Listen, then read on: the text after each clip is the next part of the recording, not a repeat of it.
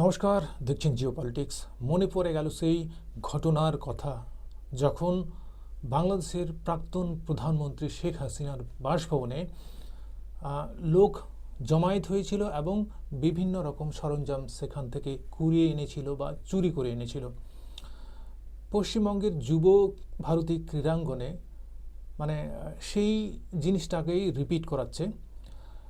তাহলে কি বলা যেতে পারে বাংলাদেশকে ফলো করছে আমাদের এই বাংলা? সেটা বলার অপেক্ষা রাখে না।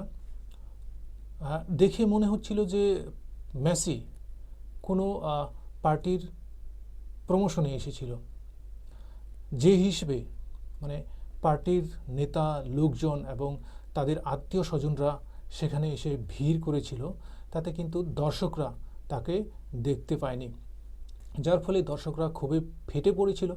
কারণ মোটা টাকার অঙ্ক দিয়ে 5 থেকে 10,000 বা 12,000 টাকা দিয়ে তারা বিভিন্ন রাজ্য থেকে এসেছিল। কেউ মণিপুর, কেউ ত্রিপুরা, কেউ বিহার থেকে এসেছিল, কেউ ভুটান থেকে এসেছিল, কেউ নেপাল থেকে এসেছিলেন ওই তাদের প্রিয় লোকটিকে দেখার জন্য। কিন্তু আদতে কি হয়েছে? তাদের এই মোটা টাকা দিয়ে টিকিট কেটে যে তারা তার প্রিয় লোকটিকে দেখবেন, সেটা দেখার সুযোগটুকু তারা পাননি, যার ফলস্বরূপ তারা রাগ দেখিয়েছেন।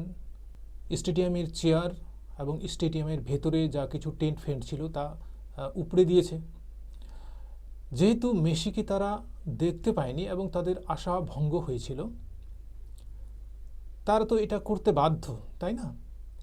কারণ অনেক দূর থেকে, অনেক দিন থেকে এটা তাদের স্বপ্ন ছিল যে ওই লোকটাকে আমি দেখব, যে লোকটার এত সুনাম আছে, এত খ্যাতি আছে।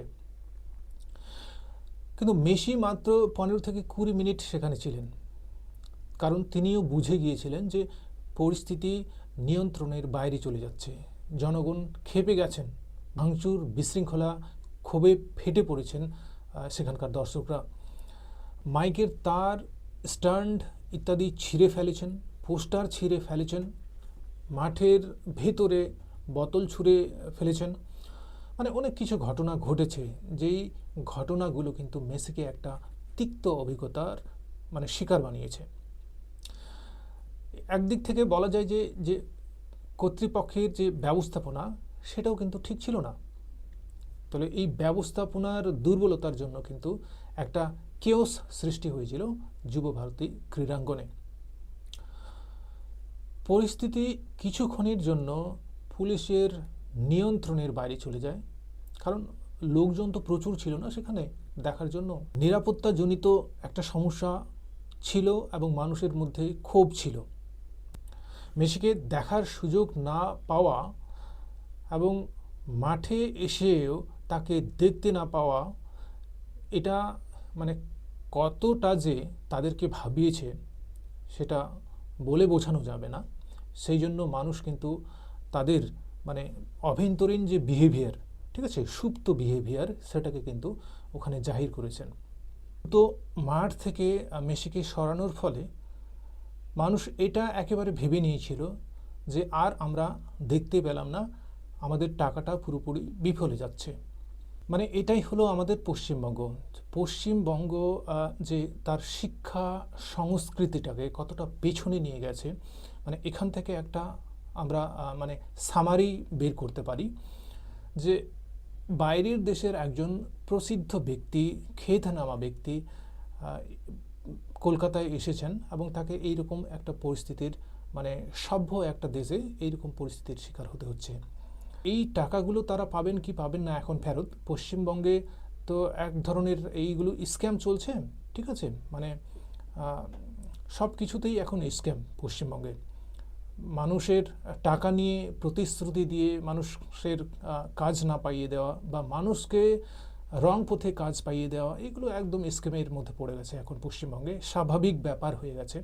এসএসসি নিয়োগের ক্ষেত্রে আপনারা দেখুন, পশ্চিমবঙ্গে অন্যান্য ফিল্ডে যা কিছু নিয়োগ হচ্ছে সেইগুলো দেখুন, সব দিক থেকেই স্ক্যাম আর স্ক্যাম। মানুষকে এই ধরনের ধোঁকা দেওয়ার কোনো মানেই হয় না।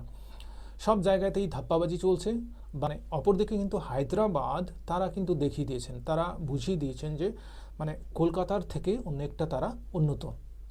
মানে সব কিছুতেই তারা ম্যানেজমেন্ট থেকে শুরু করে কিভাবে সেখানে প্রেজেন্টেশন করতে হবে সব কিছুই তারা কিন্তু ঠিকঠাক করেছেন।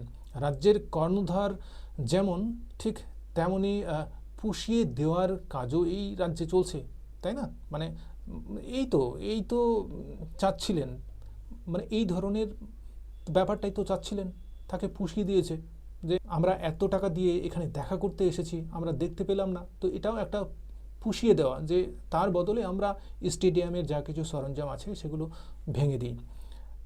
যারা বড় বড় মন্ত্রী, তাদের আত্মীয় স্বজন বিনা টাকায় তাকে দেখতে পাবে, মানে এটাও একটা নেপোটিজম, ঠিক আছে?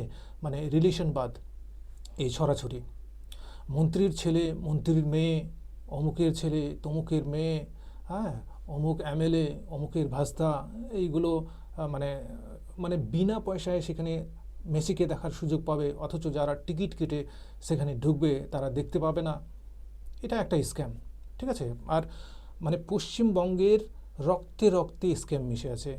আপনারা হয়তো অনেকে জানেন, অনেকে বোঝেন বর্তমান পরিস্থিতি যা চলছে, এবং এটা একদম ক্লিয়ার যে যা ঘটেছে সেটা প্রত্যাশার অতীত। ধন্যবাদ এই প্রতিবেদনটি দেখার জন্য। যদি আপনাদের ভালো লাগে অবশ্যই চ্যানেলটি সাবস্ক্রাইব করবেন, লাইক করবেন, পারলে কমেন্টটাও করে দেবেন।